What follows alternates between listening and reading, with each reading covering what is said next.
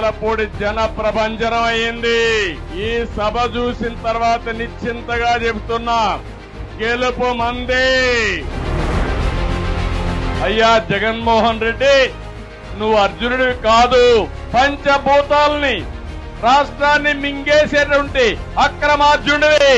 మళ్లీ చెప్తున్నా, దేశ రాజకీయాల్లో ఇంత అక్రమార్జునుడిని నా జీవితంలో ఎప్పుడు చూడలేదు. అంత దుర్మార్గమైన ముఖ్యమంత్రి. 4 సంవత్సరాల 10 నెలలు, ఇంకా 2 నెలలే మిగిలింది. రాష్ట్రాన్ని సర్వనాశనం చేశాడు, బ్రాండ్ ఇమేజ్ దెబ్బతీశాడు.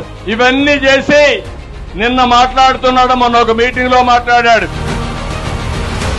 ఏదో ఇంటర్వ్యూలో ఒక మాట మాట్లాడుతూ, నేను చాలా హ్యాపీగా దిగిపోతా, నాకేం నష్టం లేదు అని మాట్లాడే పరిస్థితికి వచ్చాడు.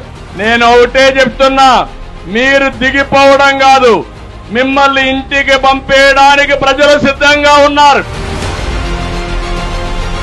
చింతలపూడి సభ ద్వారా పిలిపిస్తున్నా, 175 సీట్లకు 175 గెలవాలి. పులివెందుల కూడా గెలవాలి.